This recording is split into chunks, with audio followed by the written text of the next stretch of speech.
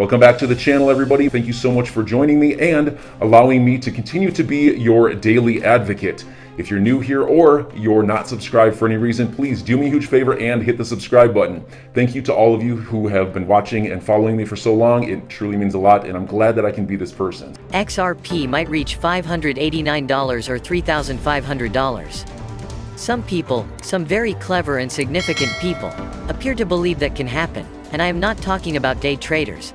I am talking about the head of digital assets at BlackRock and a member of the Ripple board of directors. So they basically made some big forecasts about Bitcoin and XRP back in 2018. So, in June of 2018, Susan Athey, who is on the Ripple board of directors, and Robert Mitchnick, who is now the head of digital assets at BlackRock, collaborated to develop what they dubbed a fundamental valuation methodology for crypto assets.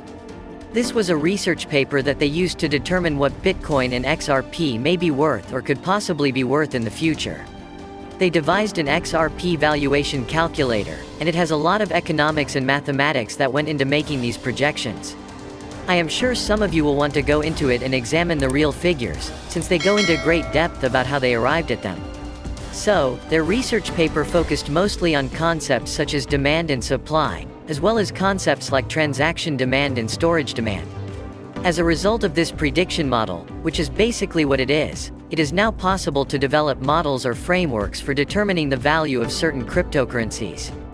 The fact that they have mentioned several times that these are actually on the conservative side of their prediction levels, like their Bitcoin prediction for 2030, which predicted a high of 93,000 and a low of 45,000. Coincidentally, Bitcoins are currently trading at around 45,000, demonstrates that they have taken a variety of economic factors into consideration when making these predictions. They anticipate that XRP will reach a top of 32.19 and a low of 6.37 by the year 2030. Now, they are really quite respectable figures, and they would allow you a large amount of time to actually amass all of the Bitcoin and XRP you want before the price reaches those levels. And do you believe that XRP will follow the advice of this article and reach its high projection of $32? As far as we know, the only way this will happen is if the lawsuit between Ripple and the Securities and Exchange Commission is finally resolved. XRP finally receives its full clarity. When it has complete regulatory certainty, it will be relisted on all major stock markets. It achieves widespread acceptance and widespread institutional choices for the purpose for which it was designed, namely the movement of millions of dollars throughout the globe in seconds. And, of course, this will cause the price of XRP to rise. Will this truly result in the price of XRP increasing to the high projection of 32? Everything else being equal, their projections are quite accurate. The one thing they have not taken into consideration is macroeconomic circumstances, which, instead of occurring in 2030, occurred in 2020, when Bitcoin reached an all-time high. Because of the Security and Exchange Commission lawsuit, XRP would have been in the area of 15 to 20 right about now, allowing it to profit from a bull market that occurred in 2020 and 2021, and it would not have been too far off from that, only if there was no lawsuit. Now, please let me know what you think in the comments section below. And, a gloomy atmosphere has descended upon the cryptocurrency community as a result of an upcoming EU parliamentary crypto bill, despite the fact that Bitcoin has outperformed all other cryptocurrencies so far this week. It is expected that the EU Parliament will vote on a critical piece of legislation aimed at modifying the transfer of funds regulation on Thursday, March 31st. This will be one of the most significant moves by the EU to censor the cryptocurrency industry to date. This comes as the EU moves to cut off all sources of Russian monetary assistance associated with cryptocurrency, as it had previously promised. Three major red flags are raised by the draft bill, amongst other things.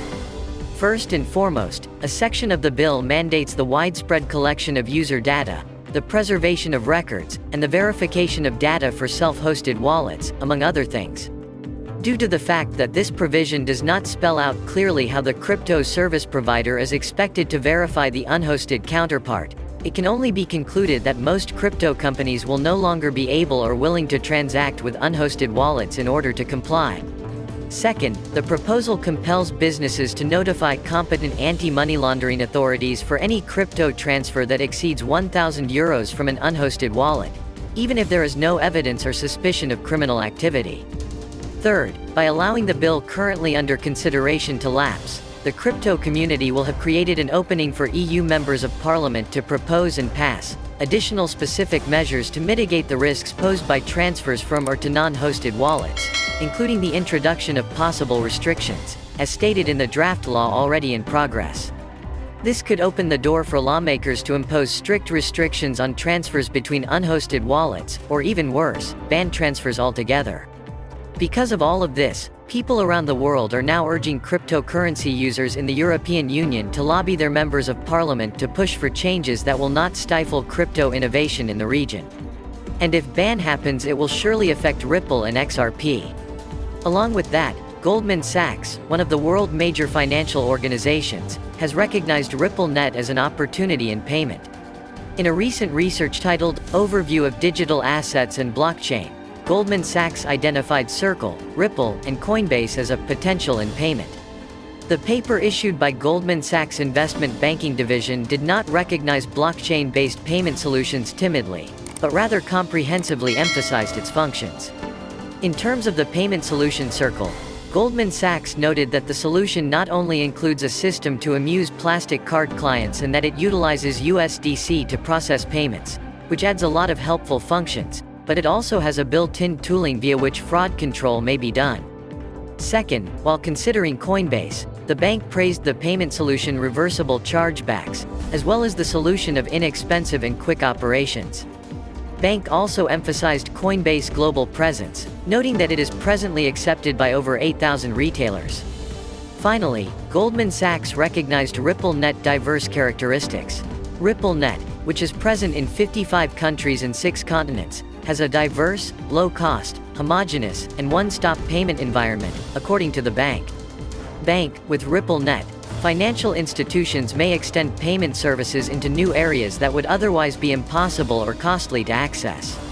The research demonstrates a dramatic shift in institutional attitudes regarding cryptocurrency. There have been other comparable events recently that demonstrate the continuous problem. Warren Buffett, one of the world's wealthiest individuals, invested in a Brazilian bank specializing in blockchain technology in February 2021. And Buffett Berkshire Hathaway made a $1 billion stake. Remember that the billionaire has previously been a vocal opponent of cryptocurrency. The mood change could be because blockchain technology has advanced so rapidly over the years that it has become much too beneficial to ignore. This could result in an increasing shift toward blockchain-based payments. A recent Ripple Insight report notes that a Cornerstone Advisors survey found that of consumers who already hold crypto, 60% of them would definitely use their bank to invest in cryptocurrencies. Further, a Payments.com report found that 78% of millennials and 82% of Generation Z crypto owners are interested in using it to make contactless purchases. Asia and the Pacific have risen to the top of the world in terms of providing instant payments through the use of digital banking systems. In recent years, Asia-Pacific Accreditation Cooperation has risen to dominate the digital banking industry, accounting for 20% of the world, approximately 250 digital banks. Instant payments are digital transactions that take place between participating banks and make use of an instant messaging payment layer to enable real-time settlements and excellent end-user experiences. Several non-crypto instant payment networks require pre-funding beneficiary accounts in order to make a real-time transfer. On the other hand, Ripple on-demand liquidity eliminates the need for pre-funding. What do you think? Will Ripple be able to become what Goldman Sachs thinks it could be? Make sure to subscribe and give us a thumbs up. Thank you so much for watching. See you in the next video. Kindly note that the prices of cryptocurrencies frequently change, so by the time you watch this video, it might have changed to a whole new value. The information provided in this video does not constitute investment advice, financial advice, trading advice, or any other sort of advice, and you should not treat any of the content as such. The content in this video is for educational purposes only and hence should not be considered financial advice. Do conduct your due diligence and consult your financial advisor before making any investment decisions. So enjoy your day, everybody. I'm always here for you. Leave any comments or questions below and be sure to subscribe. But thanks, everybody. I really appreciate you. Enjoy your day, and I always have your back. So thanks so much, everybody.